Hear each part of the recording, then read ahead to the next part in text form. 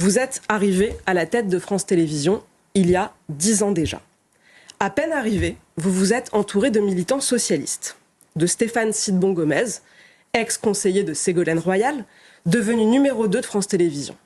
Une orientation politique très à gauche qui n'a pas été sans conséquences. Vous avez commencé très fort en critiquant, je vous cite, une télévision de blancs de plus de 50 ans.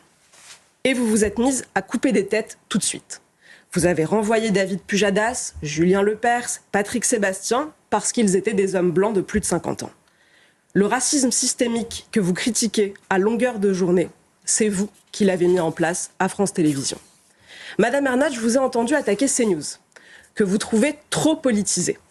En vérité, dans notre pays, il n'y a pas de chaîne plus politisée que les vôtres, et je crois l'avoir prouvé. Les vraies chaînes d'opinion, ce sont celles de France Télévisions. Ce que vous faites, en réalité, et je pèse mes mots, c'est du détournement d'argent public. Vous détournez un service public financé par de l'argent public pour défendre des intérêts militants. Et les Français s'en sont aperçus.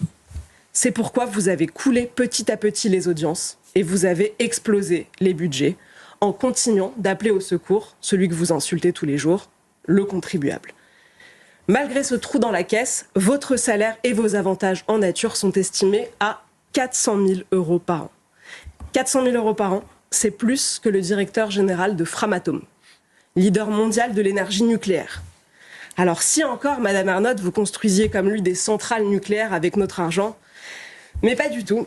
Avec notre argent, vous financez, grâce à votre fondation, des ateliers pour des concours d'éloquence pour les migrants, de la lecture pour les demandeurs d'asile.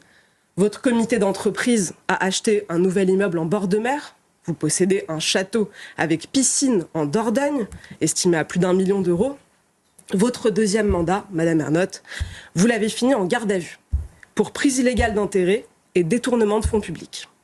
Mais étonnamment, vous venez d'être reconduite à la tête de France Télévisions pour un troisième mandat.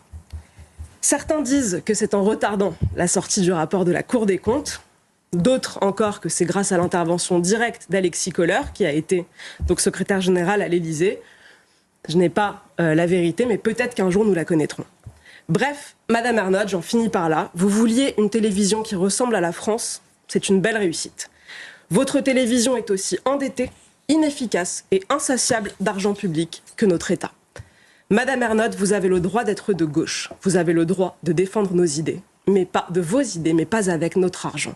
Si vous voulez militer, faites-le, créez une chaîne, militez avec votre argent. Nous ne voulons plus payer pour cela.